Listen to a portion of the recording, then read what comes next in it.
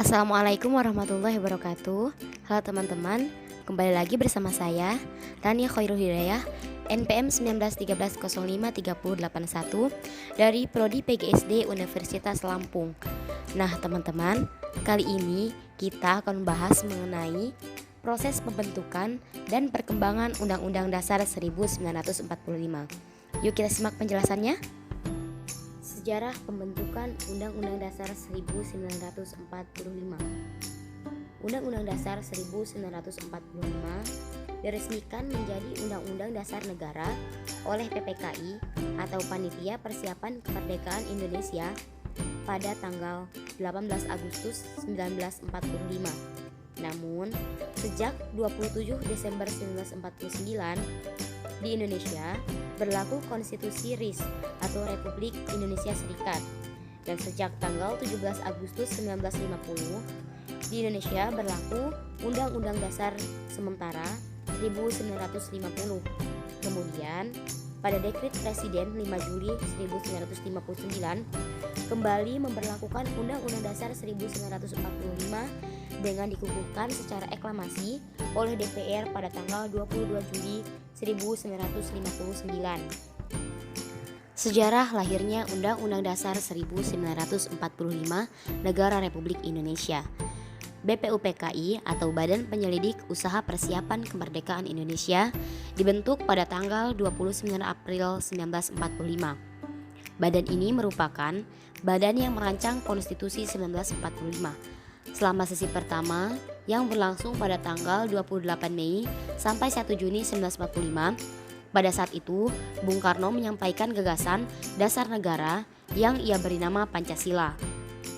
Pada tanggal 22 Juni 1945, 38 anggota BPUPKI membentuk Panitia 9 yang terdiri dari 9 orang untuk merancang Piagam Jakarta yang akan menjadi naskah pembukaan Undang-Undang Dasar 1945. Setelah dihapusnya kata dengan kewajiban menjalankan syariat Islam bagi pemeluk-pemeluknya. Kemudian, naskah Piagam Jakarta dijadikan naskah pembukaan Undang-Undang Dasar 1945 yang kemudian diresmikan pada tanggal 18 Agustus 1945 oleh PPKI atau Panitia Persiapan Kemerdekaan Indonesia. Pengesahan Undang-Undang Dasar 1945 ditetapkan oleh KNIP atau Komite Nasional Indonesia Pusat pada sidangnya tanggal 29 Agustus 1945. Kemudian, naskah rancangan Undang-Undang Dasar 1945 dibuat pada saat sidang kedua BPUPKI tanggal 10 sampai 17 Juli 1945 dan tanggal 18 Agustus 1945. PPKI mengesahkan Undang-Undang Dasar 1945 sebagai Undang-Undang Dasar Republik Indonesia. Selanjutnya yaitu periode diberlakukannya Undang-Undang Dasar 1945 tanggal 18 Agustus 1945 sampai 27 Desember 1949. Dalam periode 1945-1950, Undang-Undang Dasar 1945 tidak dapat dilaksanakan sepenuhnya karena Indonesia saat itu disibukkan oleh mempertahankan kemerdekaan. Kemudian pada maklumat Wakil Presiden nomor 10 tanggal 16 Oktober 1945 mengatakan bahwa kekuasaan legislatif diserahkan kepada KNIP karena saat itu DPR dan MPR belum terbentuk. Selanjutnya, pada 14 November 1945 dibentuk Kabinet Semi Presidensial atau Semi Parlementer yang pertama, di mana peristiwa tersebut adalah perubahan pertama dari sistem pemerintahan Indonesia terhadap Undang-Undang Dasar 1945. Kabinet pada periode 18 Agustus 1945 sampai 27 Desember 1949 sering terjadi perubahan. Kabinet Republik Indonesia yang pertama terdiri dari 4 menteri negara dan 12 menteri memimpin departemen. Namun, kabinet ini dipimpin oleh Bung Karno. Kemudian dalam kehidupan negara demokratis terbentuk banyak partai politik di Indonesia sehingga dikeluarkan maklumat pemerintah. Kemudian kabinet berubah menjadi kabinet parlementer. Perubahan kabinet ini dimaksud agar bangsa Indonesia mendapat dukungan dari negara barat yang menganut paham demokrasi dan kabinet parlementer, yaitu Sultan Syahrir menjadi Perdana Menteri 1 di Indonesia. Selanjutnya yaitu periode diberlakukannya Undang-Undang Dasar Sementara 1950. Pada periode UUDS 1950, diberlakukan sistem demokrasi parlementer yang lebih dikenal dengan demokrasi liberal. Pada periode ini, kabinet sering dilakukan pergantian.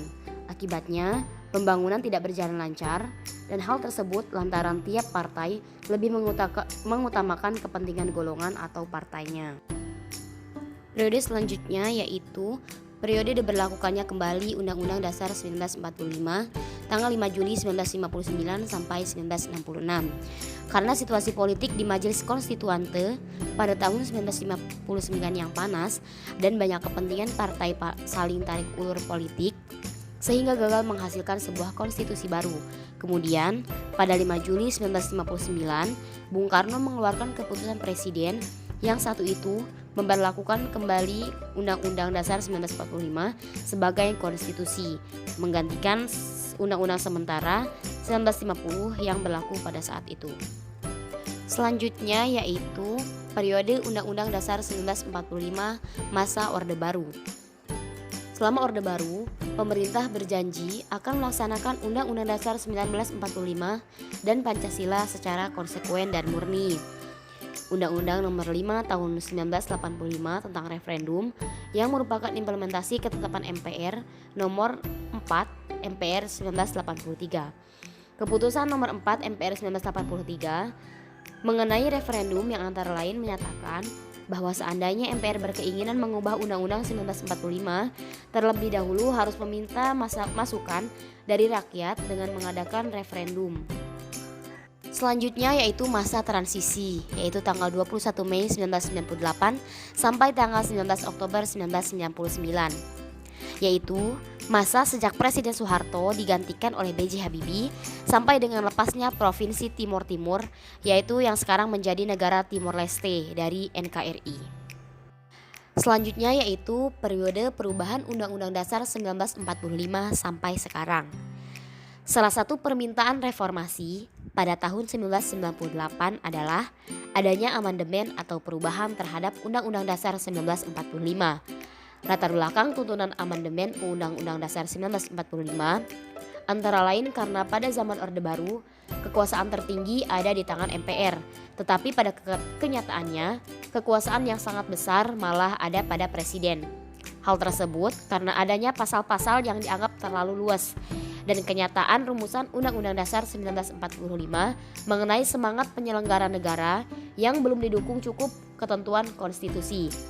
Tujuan amandemen Undang-Undang Dasar 1945 waktu itu adalah menyempurnakan aturan dasar seperti kedaulatan rakyat, tatanan negara, pembagian kekuasaan, HAM, eksistensi negara demokrasi dan negara hukum, dan lain-lain yang sesuai dengan perkembangan kebutuhan dan aspirasi bangsa.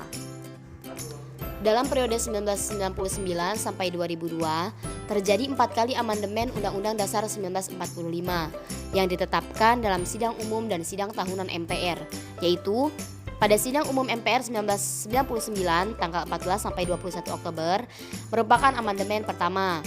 Lalu pada sidang tahunan MPR tahun 2000 tanggal 7 sampai 18 Agustus amandemen kedua.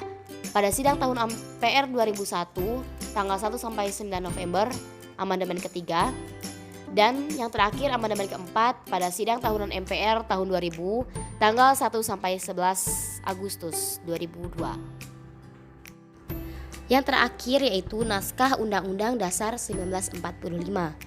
Sebelum amandemen, Undang-Undang Dasar 1945 terdiri atas pembukaan, batang tubuh, yaitu berisikan 16 bab, 37 pasal dan 65 ayat. 16 ayat berasal dari 16 pasal yang hanya terdiri dari 1 ayat dan 49 ayat berasal dari 21 pasal yang terdiri dari 2 ayat atau lebih. 4 pasal aturan peralihan dan 2 ayat aturan tambahan serta penjelasan. Setelah dilakukan 4 kali amandemen, Undang-Undang Dasar 1945 memiliki 16 bab, 37 pasal, 194 ayat, 3 pasal aturan peralihan serta 2 pasal aturan tambahan. Nah teman-teman, itulah tadi pembahasan kita mengenai sejarah pembentukan dan perkembangan Undang-Undang Dasar 1945 Negara Republik Indonesia. Terima kasih atas perhatiannya. Saya akhiri. Wassalamualaikum warahmatullahi wabarakatuh.